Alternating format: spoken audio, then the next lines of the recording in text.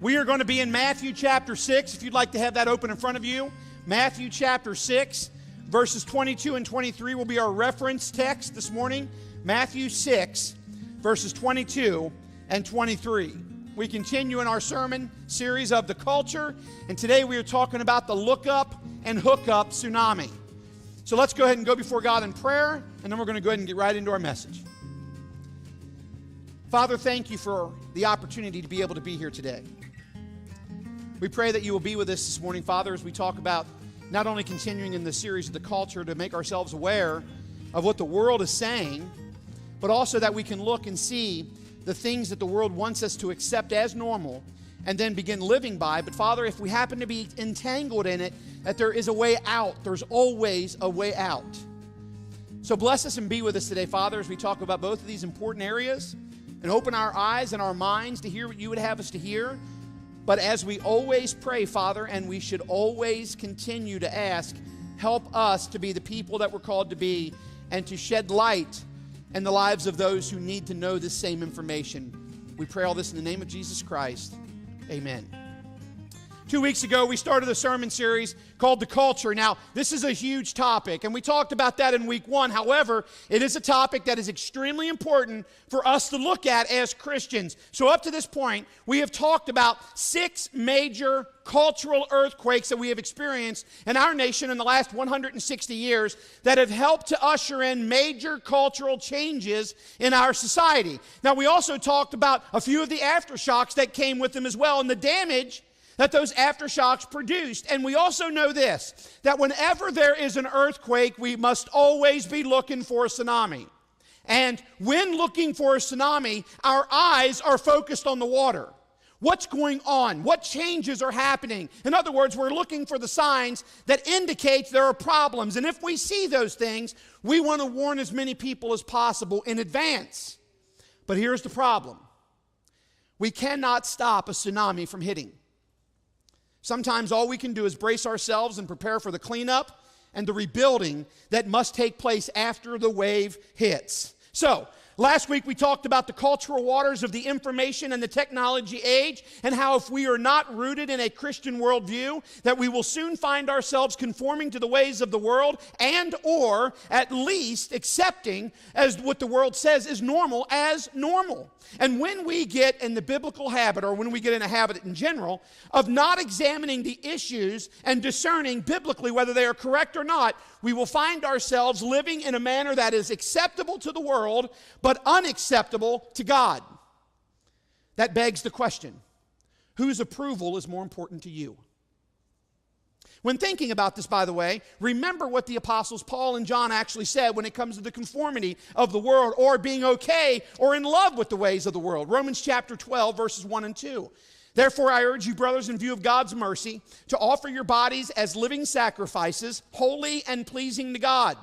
This is your spiritual act of worship. Do not conform any longer to the patterns of this world, but be transformed by the renewing of your mind. And then you'll be able to test and approve what God's will is, his good, pleasing, and perfect will. And then John, in 1 John chapter 2, verses 15 through 17, do not love the world or anything in the world.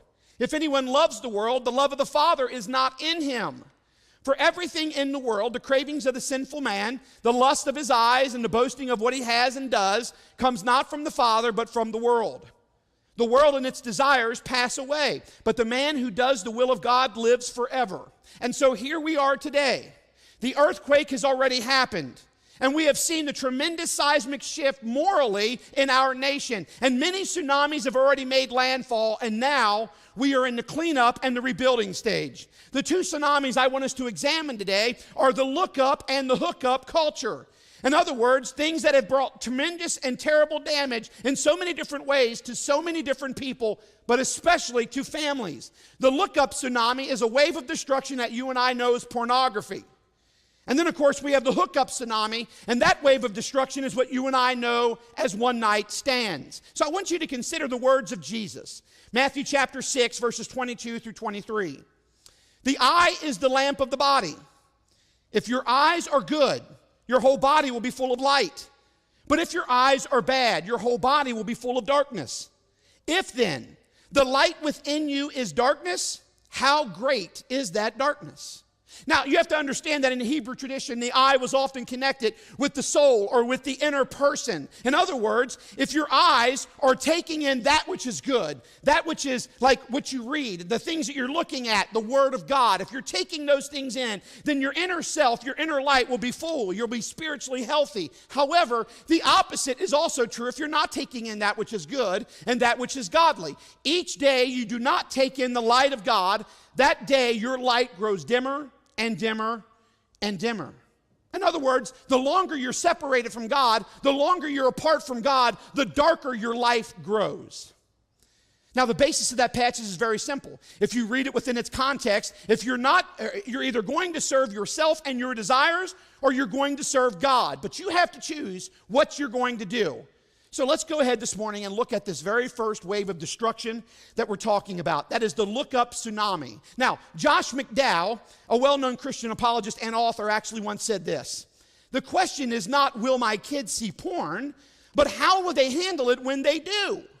So as much as we don't want to hear this, as much as we don't want to face it, the majority of young people, by the way, will see pornography before they leave their home. Now, it may not be the hardcore stuff that you're thinking about, because oftentimes when we think about pornography, we think about the hardcore stuff. But the fact is, there is milder versions of pornography. Now, there are people that actively look up pornography. But we also need to understand that pornography is actively seeking our young people as well. Now, what do I mean by those two statements? Well, last week we talked about the cultural waters of the information and technology age and all the implications that come with it. As long as a person has a device of any kind, you can live in an online world that will expose you to stuff that you would never openly do in public. As long as you have a device of any kind. However, we also live in a time where Victoria's Secrets on an annual basis has an hour-long show in primetime slots where young men and young women are able to watch soft porn from the television set in the comfort of their own home from their couch. See, television shows, commercials, magazines, music videos that have scantily cladded actors are actually showing more skin than they are clothing catch a viewer's attention. The Covenant Eye website actually reports the following information for you and I to ponder. 90% of boys, 60% of girls said that they were exposed to pornography before they left their home before the age of 18. 64% of Christian men, 15% of Christian women admit to watching porn at least once a month. 1 out of every 8 online searches and 1 out of every 5 mobile searches are for pornography. Pornography, now I want you to listen to this one. Pornography takes up 1/3 of the international bandwidth of the internet. 1/3 of the international bandwidth of the internet is pornography. Now, since the days of the sexual revolution earthquake in 1948 with Alfred Kinsey, which led to the likes of Hugh Hefner and Larry Flint, the moral view of pornography has continued to shift in our nation. As a matter of fact, today, 1 out of every 20 adults and 1 out of every 10 teens report that their friends think watching porn is bad. As a matter of fact, the culture today, now, meaning teens and young people, the cultural thinking today is it's more immoral to not recycle than it is to view porn. Now, that's pretty sad. So not only are people watching pornography, but they don't think it's wrong to do so. And here's the reason why. They have completely accepted the cultural lies about pornography. Now, what are those cultural lies? Well, they are as follows. Lie number 1, porn is harmless expression of human sexuality. Porn is a harmless expression of human sexuality, but that is the farthest thing from the truth. When people live in an online world isolated from other people with no one around, believing that they are in complete control of all that they do, it is a recipe for disaster for 2 very big reasons. 1, porn is extremely addictive. As a matter of fact, in November of 2004, a panel of experts testified before a Senate subcommittee about a horrible national addiction that was growing in the United States. The addiction was compared to that of crack cocaine as well as heroin. The national addiction, you've probably guessed it already, was pornography. As a matter of fact, one psychologist testified that prolonged exposure to pornography would lead to things that I cannot mention from this pulpit today, but I can tell you that they're disgusting. Porn actually changes the makeup of the brain. It has been physiologically proven it changes the pathways of your brain's reward system. And before long, you'll view your spouse or your future spouse in a completely twisted way. As a matter of fact, the real thing won't be as good as the fake thing. Matthew chapter 6, verses 22 and 23. The eye is the lamp of the body. If your eyes are good, your whole body will be full of light. But if your eyes are bad, your whole body will be full of darkness. If then the light within you is darkness, how great is that darkness?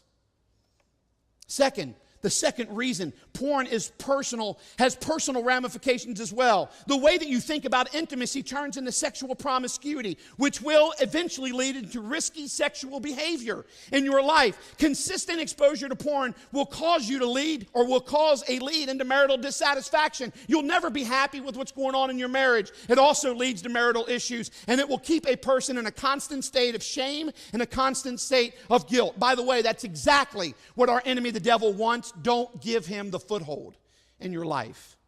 Don't believe the lie. Lie number 2. Porn is a personal matter, and it's really nobody's business what someone does in their personal time.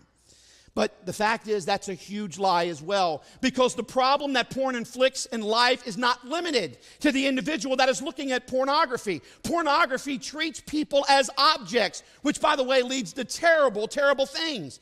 Porn fuels sex trafficking, exploitation of men, women, and children. It can lead to terrible violence against someone by a person acting out something they saw in a pornographic movie. Porn destroys families as well as marriages. Matthew chapter 6, verses 22 and 23. The eye is the lamp of the body. If your eyes are good, your whole body will be full of light. But if your eyes are bad, your whole body will be full of darkness. If then the light within you is darkness, how great is that darkness? Brothers and sisters, there's so much more that could be said about the horrific damage that has been inflicted upon man and women and children, by the way, by the numerous aftershocks of this earthquake, the devastation that has been added to our culture by these tsunamis. The crashing ashore is tremendous. Our enemy uses these lies in several different areas that not only if they can be weakened, that weakness will begin drawing people away from a proper relationship with God. What areas are under attack by pornography? One is the image of the Creator. Since we are created in the image of God, anything that will cause us to look upon someone or look upon ourselves in a manner that is not elevating, that is not dignity and respect due to a human being, is a win for Satan. Marital intimacy. God created intimacy between a husband and wife to be wonderful, to be received with great joy. There is a beauty in the connection of a husband and a wife. So if that beauty can be marred by pornography, or if it can be marred where there is nothing joyous about the moment when you're together with your spouse, then the beauty of marriage begins to crumble. And when it does, it becomes a giant win for Satan. But then the institution of marriage in general. When life becomes about constant pleasure without strings attached to it, when intimacy becomes about personal satisfaction and not a moment that is shared with your spouse, then the idea of being committed to another person and the meaning of it all becomes old-fashioned. It becomes something that you don't need, which, by the way, leads you into the area of what happens to the concept of being committed to Christ and Christ alone. See, not only does it cast doubt on the idea of commitment, but it also shows that it becomes a problem of the past or something in the past. It's old-fashioned. Who needs that anymore? And when that happens, it becomes a great win for Satan. See, there are faith traditions that teach that God is against sexual intimacy, that it's only for the purpose of having children. That is absolutely a false narrative. It is unbiblical. It is not true. God created sexual intimacy to be a beautiful thing within the context of the marriage union. Any attack against that, anything that would mar the beauty of intimacy between a husband and wife, anything that would degrade its purpose is a direct attack against God himself. You see, the fact is there's so much more at stake here than a personal choice that doesn't affect anyone but the person looking at porn. It reduces the dignity of an image bearer of God. Is there any good news to this at all? I mean, could this addiction be reversed? Is there any hope at all for people that are struggling with this? Absolutely yes, there is. See, the effects of pornography can be reversed. However, you cannot do it alone. You must have the help of Jesus Christ as well as the support of fellow Christians who will hold you accountable. You must be willing to go counterculture. You must be willing to see that pornography is exactly what it is, a cancer on society. You must take it serious and therefore warn others to stay out of this because the fight is extremely hard. So how do we start? What do we do in order to do those things? Well, there are simple steps to keep in mind. Number one is simply this: wake up. Wake up. Do the research about the corrosive effect that porn is causing, not only in our society and in our nation, but among families, more personal. Read The Porn Phenomenon, which, by the way, happens to be research that was done by the Barna Group, joined with Josh McDowell, and see the public crisis and the tremendous growth of it in our nation. Number two, confront your porn problem, if you have it. Men and women who have this issue, find a trusted Christian counselor that'll help you in prayer and accountability and in study of scriptures. And then, of course, do it. But you have to want to do this. There is absolutely nothing worse than working with someone who is not really willing to do what they need to do in order to reverse the damage. It can be done, but you cannot do it alone. It starts with a desire to ask God to help eliminate this problem in your life. But I promise you, if you do that with sincerity, the grace of God will help you succeed, and the forgiveness of God will be sweeter than the honey that anything you've ever tasted in the bitterness of this culture. Number three, take preemptive actions. Don't wait until you discover porn in the lives of your children or of your friends. Talk to them about these things so help them to understand the damage that is done by a porn addiction. And then, by the way, do the following. Get a filter. Get a filter, a Christian filter on your computer and on your phone with an accountability partner. Anytime a questionable site is actually looked at, your accountability partner will be immediately notified and they will contact you. By the way, it works. Get restrictions as well. Set boundaries on your phone and on your computer so that temptation is removed because you know there's no way to do it. Josh McDowell once said it this way: I would rather put a fence at the top of the cliff than an ambulance at the bottom. Number four, expose the porn industry for what it is. Tell everyone of the corrosive effects on individuals and in society and the damage it's doing to marriages and to families. Never surrender. And when people say to you, gosh, you know what? I tell you what, you've talked about porn so many times, I know what you're going to say. Look at them and go, well, you're going to hear it again. Because it is a major problem and we must expose it for what it is. Ephesians chapter 5, verse 11. Have nothing to do with the fruitless deeds of darkness, but rather expose them. And then number five, be ready with forgiveness and grace. Because we live in a world where porn is accepted as the norm in society, and it's so readily accessible, and many kids will see it, many people will see it. So what happens? They eventually have tremendous guilt and tremendous shame. Be ready to offer forgiveness and grace and love. Now, this is not okaying what was done, because it's not okay, and it's not a ticket to do it again either. But it is showing what Christ has done for all of us, and therefore we do for one another when there is true repentance. You see, the Look Up Tsunami is so powerful in what it's done, it leads us right to our next point this morning, which is another tremendous wave of destruction, and that is this, the hookup tsunami.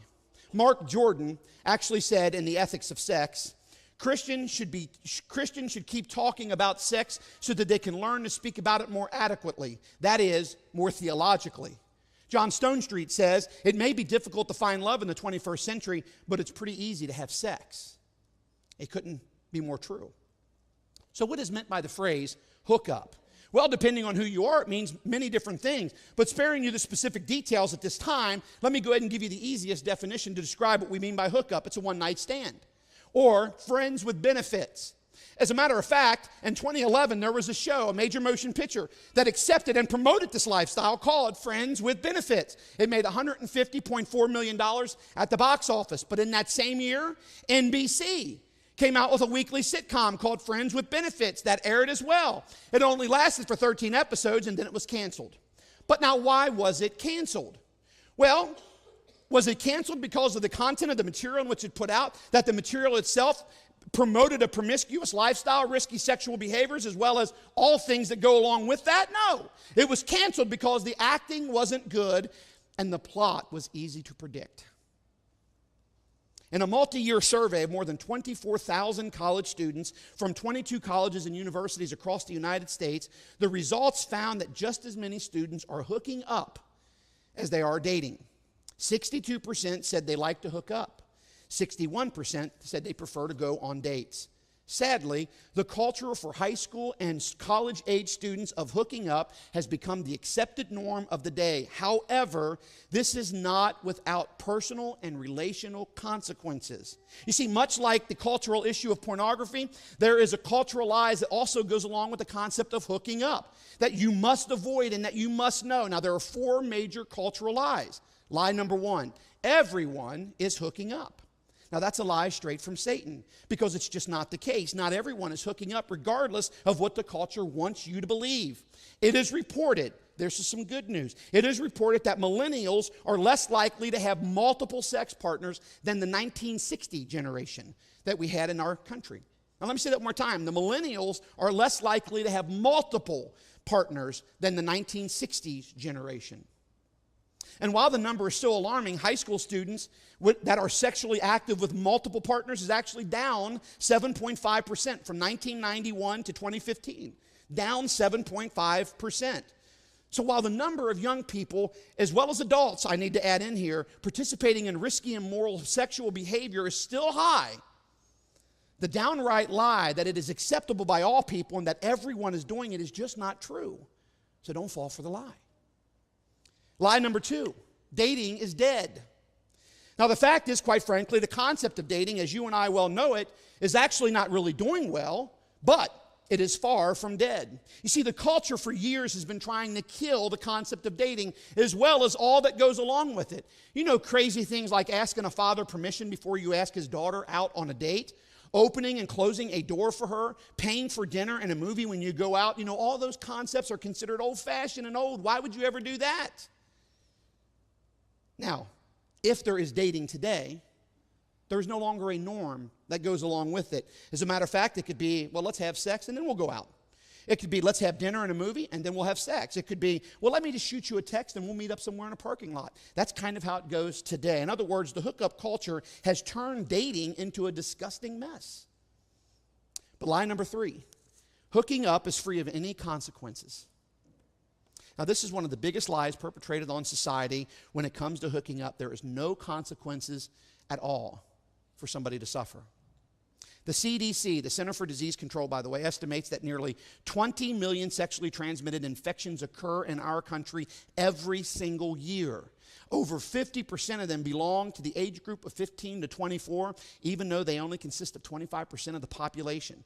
By the way, these can lead to permanent damage to your health. They can lead to the inability to have children, or they can lead to death.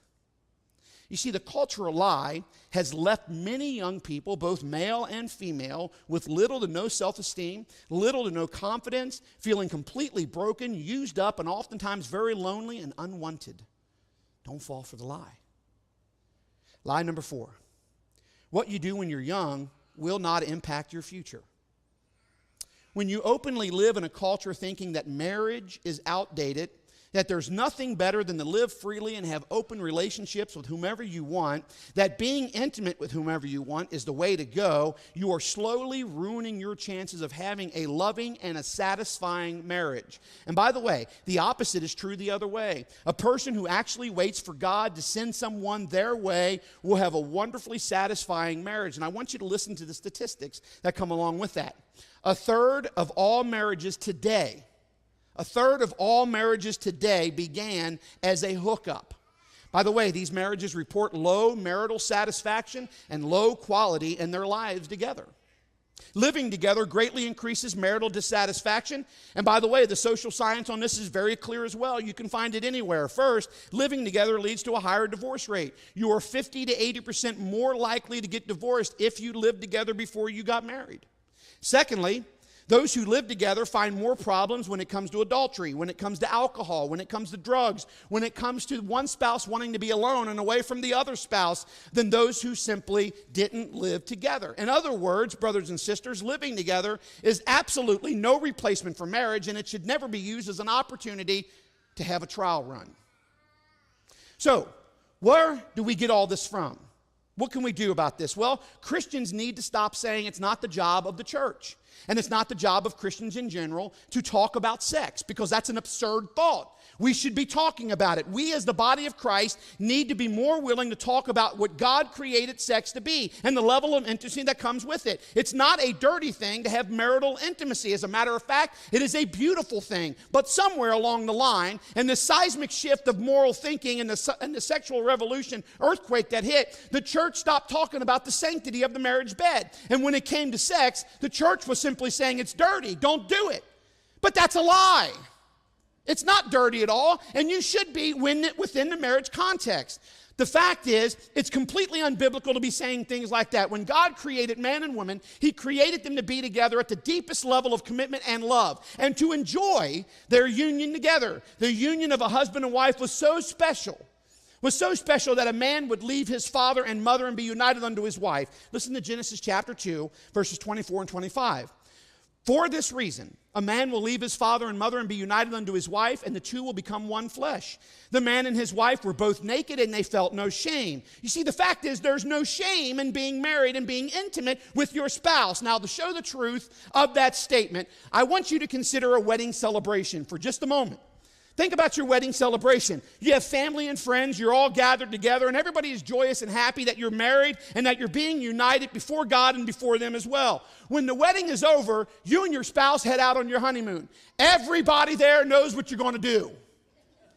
And yet they're joyous about it for you. You see, there's nothing to be ashamed of in the context of marriage to have intimate relationship with your spouse. Everybody celebrates. There's no shame about it, as long as it's in the beauty of the context in which God created it to be. So how do we begin to teach our children, and as well as all those around us, by the way, who may not know any better about how God and what God created intimacy to be for? Well, I want you to consider the following steps. And then once you have them, I hope we start doing these right away in our life. Number one, become your child's authority on sex. Let me say that again. Become your child's authority on sex. If you do not talk to your children when they have questions about sex, they're going to get answers from somebody. And I think and I pray that you know by now, you don't want that somebody to be somebody that doesn't have a Christian worldview. See, ask other godly parents. If you're not sure how to do it and you're not sure what to say or you're a little uncomfortable, ask other godly parents, how did you speak to your children about sex? But be open and honest within reason of their age. The first thought a child should have when they have a question about intimacy, I'm going to ask mom and dad. Number two, talk about the yes and the no's of sex. Many times we start right off the bat with all that is wrong about sex, and we never talk about the beauty in which God created the intimacy to be within. So make sure that you explain to them why God created us to be intimate with our spouse, and what intimacy is and why it is so wonderful when you are married in the context of which God created. Help them come up with healthy boundaries that they need to have in their life so that they understand the beauty of their honeymoon night. When they understand the beauty of their honeymoon night, then they understand the reason why they reserve themselves for their future spouse, and for that reason, they begin to want to wait. Number three, don't let kids navigate dating alone. Breakups and rejections can be hard and very lonely. A lot of guilt and a lot of shame can be extremely devastating. Explain to them the potential dangers that lay ahead of them. Walk with them in this journey of learning love. But kids, young people that are here today, get godly advice from your parents or from an adult who is rooted in God. Don't get information from your friends that don't know anything more than you know, and are probably even immature, and if they don't have a Christian worldview, it even adds to that. That's ludicrous. You would never do it in any other thing in life. Don't do it with something as important as your intimate level with someone else. Number four, encourage healthy courting. Courting, by the way, is going out on a date with those who are older than you, those who are already married. In other words, you're safe. You're able to be offered advice when a question comes up or something like that. In other words, they become your safety net. It's kind of a walk-along style of dating, that you can see that which is acceptable and that which is not acceptable. You can see that which is proper and improper in a relationship that's already established where people already love each other deeply. And it's not just simply a surface level thing. Establish those healthy boundaries. Things like, and these are important to keep in mind, never be alone on a date. Never be alone on a date. Isolation allows the temptation to come along, and there is going to be temptations that you may not be able to resist. Stay in public places. The fact is, you can be in a public place and still have time alone, but you're just in a place where everybody's able to see you. Encourage group dating. Having other couples around you when you go out on a date takes the pressure off both you and your date. And then listen closely. Don't date exclusively during high school. Avoid this because it helps young people to remember they shouldn't be getting too serious too quick. The fact is, it helps girls guard their heart against premature emotional attachment, and it prevents boys from feeling entitled to the girl's affection. In other words, you should be asking questions like this: is this boy or girl fully committed to Jesus Christ? Do they find all kinds of excuses as to why they can't be at church and why they can't study the Word of God? Is life really about them and all that they want to do and about their future, but not about their spiritual future? Do they try to limit you to the people that you should be able to talk to and who you're around? And do they try to control you? In other words, they tell you who and when you can talk to someone or where you're allowed to go. See, all these things, young people should be asking in their life when it comes to having any kind of a relationship, and they should fully grasp the seriousness of having a relationship with someone that's not fully dedicated to Jesus Christ. Dad and Mom, we should never allow this to happen. But Dad, we are personally responsible to God for our children, so let us take this job very seriously. Number 6, teach our boys and girls to be young men and women of Christ. You see, we need to make sure that we're teaching our children not only to ensure that they are looking for fully completely people that are committed to Jesus Christ, but they need to make sure that they are fully and completely committed to Jesus Christ themselves, and then learn to treat other people with the dignity and respect that is due to someone who is an image bearer of God. You see, this is our job. And if we do it better, we may find that porn and hooking up become less and less desirable. And wouldn't that be wonderful? Absolutely it would. Number 7, pray and trust God, because unfortunately, we cannot be with our children all their lives. And we cannot be with them everywhere we go, but God can. So let us implore His protection, not only for our children, but for the children that our children may be with. If we take the opportunity to begin putting these steps into motion in our life, not only for dating, but also for avoiding a life addiction of porn, then we can change the future for our children. And by the way, if we change the future for our children, won't that make an impact in the world?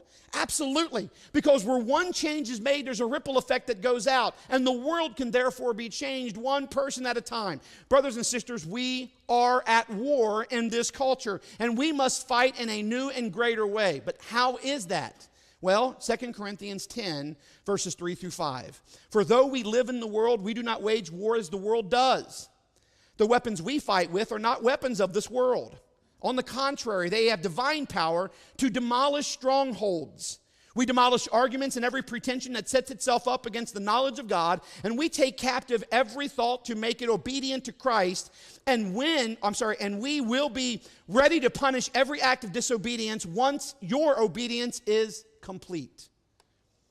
The culture says that porn and hooking up are the normal, accepted ways of life, and everybody's doing it. But God calls you and I to a counter-cultural way of living. 1 Peter chapter 2, verses 9 and 10. But you are a chosen people, a royal priesthood, a holy nation, a people belonging to God, that you may declare the praises of Him who has called you out of darkness and into His wonderful light. Once you were not a people, but you are now a people of God. Once you had not received mercy, now you have received mercy. You see, you're either going to learn in life that you're going to want to please the world, or you're going to want to please God. That begs the question, which is more important? Friends, I invite you today to accept the grace of God by faith in what Jesus Christ did for you at Calvary's cross, and in Christian baptism, bury your old self and arise as a brand new person in Christ, ready to look at least these 2 tsunamis and begin to clean up the mess and begin to rebuild. If not for you, everybody here knows somebody that those 2 things affect. So what are you doing?